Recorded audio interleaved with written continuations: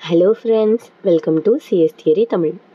இந்த வீடியோவில் levels of software testing பற்றி தெரிஞ்சுக்க போகிறோம். இதே ஆன்சர் தான் டைப்ஸ் ஆஃப் ஃபங்க்ஷனல் டெஸ்டிங்ஸும் வரும். ஃபங்க்ஷனல் நான் ஃபங்க்ஷனல் டெஸ்டிங்னு 2 டைப் இருக்குன்னு நம்ம ஆல்ரெடி பார்த்துருக்கோம். அதில் டைப் ஆஃப் ஃபங்க்ஷனல் டெஸ்டிங் அப்படின்னு ஒருவேளை செமஸ்டரில் கொஷின் கேட்டால் இந்த ஆன்சரில் முக்கால்வாசி, இந்த லெவல்ஸ் ஆஃப் டெஸ்டிங்கில் முக்கால்வாசி ஆன்சர் ஆன்சராக வரும். ஸோ டெஸ்டிங் அப்படிங்கிற விஷயம் எதுக்காக பண்ணுறோம் அப்படின்னா, நம்மளுடைய சாஃப்ட்வேர் நம்ம என்ன ஒர்க்குக்காக அதை வச்சுருக்கோமோ, என்ன ஒர்க்கெல்லாம் பண்ணணும்னு நினச்சோமோ அதைத்தான் பண்ணுதா, அதுக்கு தகுந்த மாதிரி கோடு தான் நம்ம எழுதியிருக்கோமா, நம்மளுடைய நீட்ஸ் எல்லாம் அது சாட்டிஸ்ஃபை பண்ணுதா அப்படின்னு சொல்லி நம்ம டெஸ்ட் பண்ணி பார்க்கணும். நம்ம டெவலப்பர் டெஸ்ட் பண்ணி பார்த்தா தான் யூசர் கையில் அதை நம்ம கொடுக்க முடியும். ஸோ அந்த வேலையை நம்ம பார்க்குறதுக்காக தான் டெஸ்டிங் அப்படிங்கிற ஒரு விஷயத்த செய்கிறோம். 4 டிஃப்ரெண்ட் லெவல் ஆஃப் டெஸ்டிங் இருக்குது.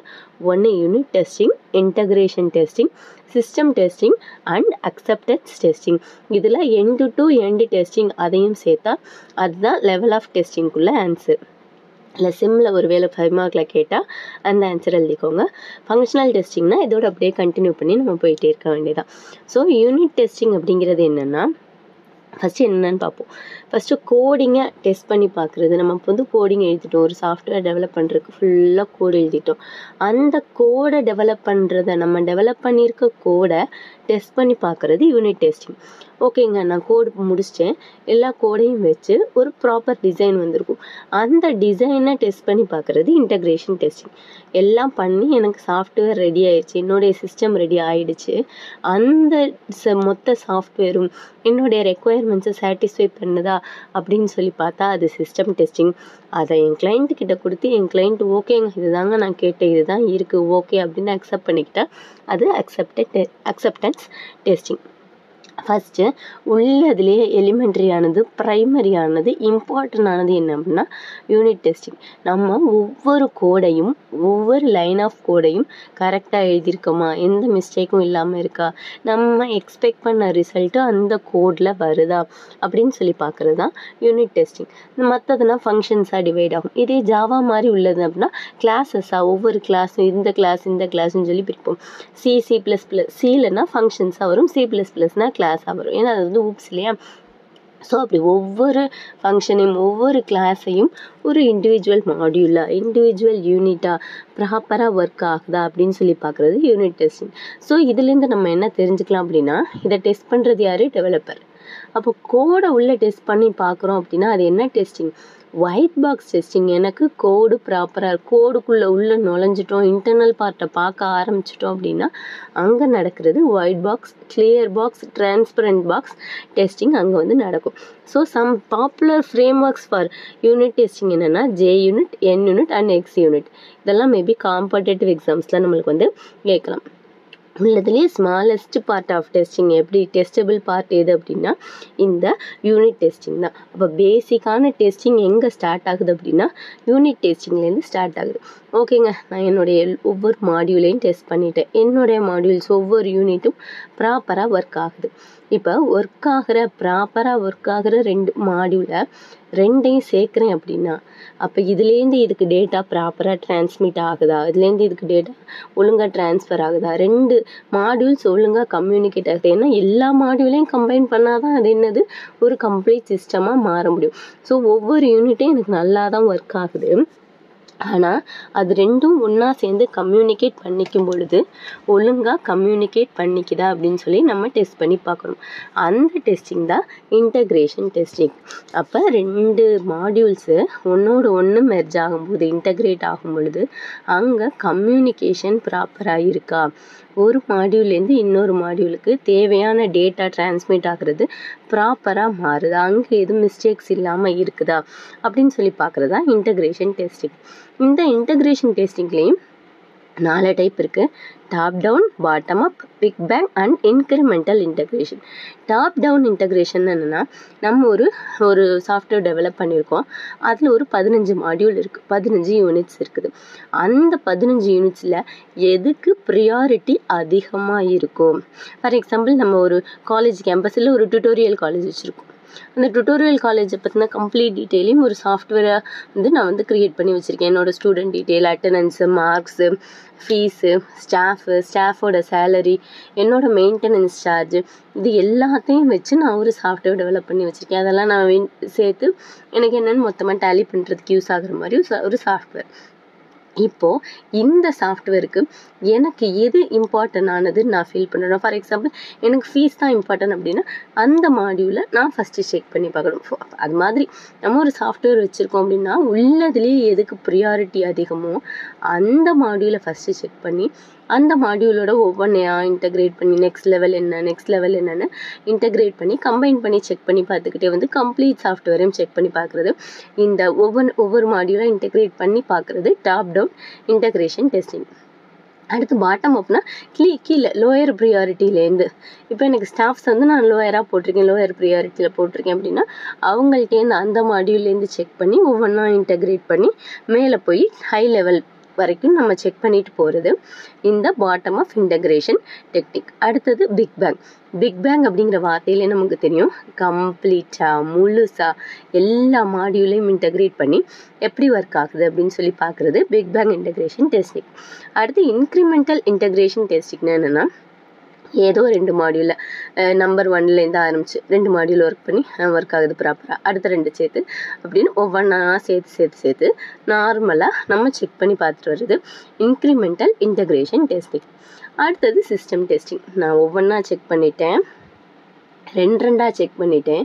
இப்போது எனக்கு மொத்தமாக என் சிஸ்டம் ரெடி ஆயிடுச்சு. ஸோ நமக்கு புரிஞ்சிருக்கும் இதுலேயே நம்மளுடைய யூனிட் டெஸ்டிங்க்கும் இன்டகிரேஷன் டெஸ்டிங்க்கும் செக் பண்ணுறவங்க டெவலப்பர். 2 மாடியூலை செக் பண்ணி பார்க்க போகிறாங்க. அதில் ஒரு வேளை தப்பு இருந்துச்சுன்னா அவங்க கரெக்ட் பண்ணணும். அப்போ அவங்களுக்கு கோடிங் நாலேஜ் இருக்கணும். கோடிங் நாலேஜ் யாருக்கு இருக்கும்? டெவலப்பருக்கு தான் இருக்கும். ஸோ அது 2ம் ஒயிட் பாக்ஸ் டெஸ்டிங். ஓகே, நான் பண்ணிவிட்டு எனக்கு கம்ப்ளீட்டாக என்னுடைய சிஸ்டம் ரெடி ஆகிடுச்சு. என்னுடைய சிஸ்டமை இப்போ நான் டெஸ்ட் பண்ணி பார்க்க போகிறேன். இன்டர்னலாக நீ என்ன கோடு வேணாலும் வச்சுக்கோ, அதை எப்படி வேணாலும் ரன் பண்ணிக்கோ, எனக்கு அதை பற்றி கவலை கிடையாது. எனக்கு என்னுடைய நீட் என்ன, என்னுடைய சாஃப்ட்வேர் இப்படி ப்ராப்பராக ரெடி ஆகியிருக்கணும் அப்படின்னு சொல்லி பார்க்குறது தான் இந்த system testing. So system testing அப்படிங்கிறது ஒரு பிளாக் பாக்ஸ் டெஸ்டிங். என்னுடைய சிஸ்டம் ப்ராப்பராக எனக்கு தேவையான நீட்ஸை, யூசரோட நீட்ஸை அது சாட்டிஸ்ஃபை பண்ணுதா, எனக்கு ஒரு பக் ஃப்ரீ என்விரான்மெண்ட்டை அது கொடுக்குதா, என்னுடைய கம்ப்ளீட் நீட்ஸையும் அது சாட்டிஸ்ஃபை பண்ணுதா, நான் என்னென்ன கேட்டனோ அது எல்லாம் அதில் அவைலபிளாக இருக்கா அப்படின்னு சொல்லி பார்க்குறது தான் சிஸ்டம் டெஸ்டிங். இதில் இன்டகிரேஷன் டெஸ்டிங்கில் பாஸ் அவுட் ஆகி வந்த எல்லா மாடியூல்ஸையும் கம்ப்ளீட்டாக டெஸ்ட் பண்ணி ஓகேங்க என்னுடைய ப்ராப்பரான சிஸ்டம் ரெடி ஆகி இருக்குது. இந்த இன்டகிரேஷன் டெஸ்டிங்கோடைய முக்கியமான கோல் என்ன அப்படின்னா, ஒன்றோட ஒன்று இன்டகிரேட் பண்ணும் பொழுது, அதாவது 2 மாடியூலை நம்ம வந்து இன்டகிரேட் பண்ணுறோம், அதில் கண்டினியூவேஷன் இருக்கணும். இந்த ப்ராசஸ்க்கு அப்புறம் தான் எனக்கு இந்த ப்ராசஸ் வரணும். என்னுடைய டேட்டா பேஸை கலெக்ட் பண்ணதுக்கப்புறம் தான் டேட்டா பேஸ்லேருந்து டேட்டாவை ரெட்ரைவ் பண்ண முடியணும். நான் டேட்டாவை ரெட்ரைவ் பண்ணிவிட்டு டேட்டா பேஸை காமிச்சேன்னா எனக்கு டேட்டாவே இல்லைங்க, டேட்டா பேஸே இல்லாமல் நான் எப்படிங்க டேட்டாவை கொடுக்குறதுன்னு சொல்லி சிஸ்டம் கேட்கும் இல்லையா? ஸோ அந்த கண்டினியூவேஷன் இருக்கா அப்படின்னு சொல்லி பார்க்குறதும் இன்டகிரேஷன் டெஸ்டிங்கோடைய இம்பார்ட்டண்டான மோட்டிவ். அடுத்தது எண்டு டு எண்டு டெஸ்டிங். ஸ்டார்டிங்கில் என்னுடைய ரெக்குயர்மெண்ட்ஸ் கேதரிங் எல்லாம் முடித்து நான் என்னுடைய கோடை ஸ்டார்ட் பண்ணி என்னுடைய யூசர் கையில் கொடுத்து யூசர் ஓகேங்க அப்படின்னு சொல்கிறது வரைக்கும் கம்ப்ளீட்டாக வர்றதான் எண்டு டு எண்டு டெஸ்டிங். அடுத்தது அக்செப்டன்ஸ் டெஸ்டிங். முழுசாக முடிஞ்சிருச்சு, யூசர் நம்ம கையில் வாங்கிட்டு அதை ரன் பண்ணி பார்க்குறோம், அவங்களுக்கு அது சாட்டிஸ்ஃபை ஆகுது, அவங்களுடைய நீட்ஸை அது சாட்டிஸ்ஃபை பண்ணுது, எல்லா தேவை அவங்க என்னென்ன சொன்னாங்களோ அது எல்லாமே அங்கே இருக்குது, ஆமாங்க இதைத்தான் கேட்டேன், இதைத்தான் நீங்கள் கொடுத்துருக்கீங்க, இது சூப்பர்னு அவங்க ஒத்துக்கிறது தான் அக்செப்டன்ஸ் டெஸ்டிங். அடுத்தது types of non functional testing. இல்லை performance testing, usability testing and compatibility testing.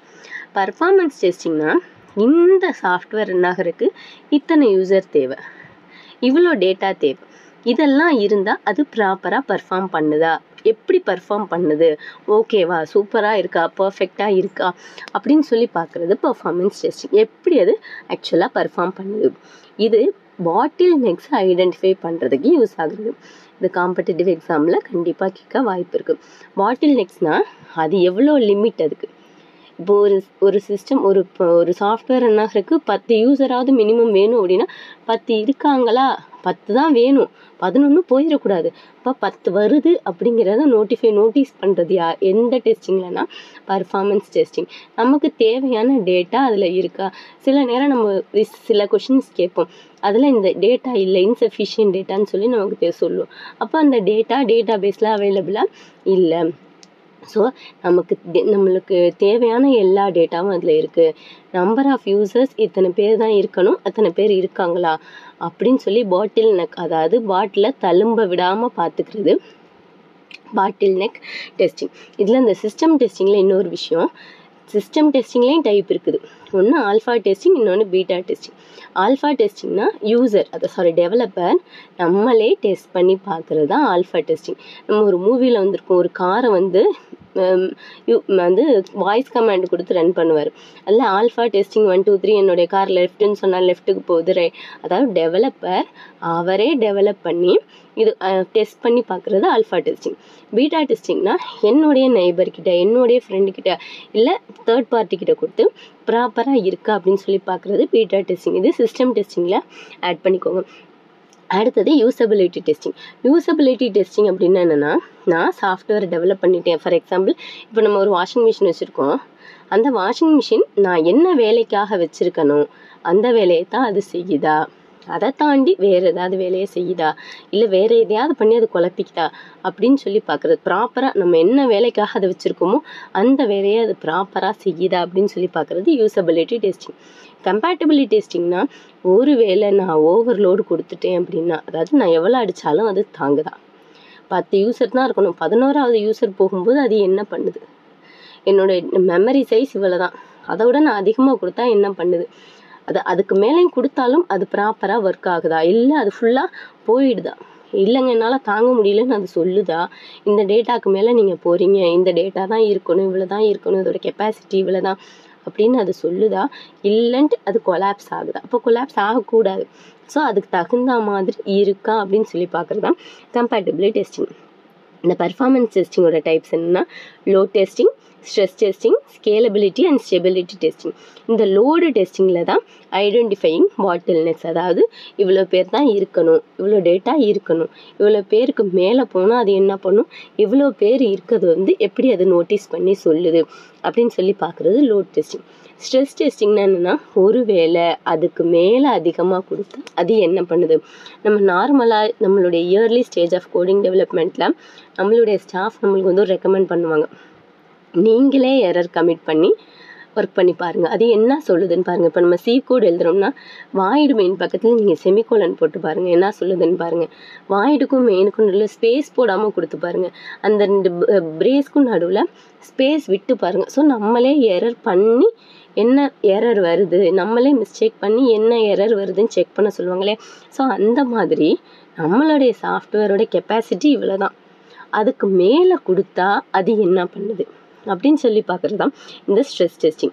ஸ்கேலபிலிட்டினா, நம்பர் ஆஃப் யூசர்ஸ் எவ்வளோ பேர் இருக்காங்க, எத்தனை பேருக்கு அது ஒர்க் பண்ணும், எப்படி இருக்கும் அப்படின்னு சொல்லி பார்க்குறது scalability testing. And stability testing அப்படிங்கிறது, அந்த சாஃப்ட்வேர் ஸ்டேபிளாக இருக்கா, ப்ராப்பராக ஒர்க் பண்ணுதா அப்படின்னு சொல்லி பார்க்குறது ஸ்டெபிலிட்டி டெஸ்டிங். ஸோ அவ்வளோதாங்க நம்மளுடைய levels of testing and types of functional testing. Thank you.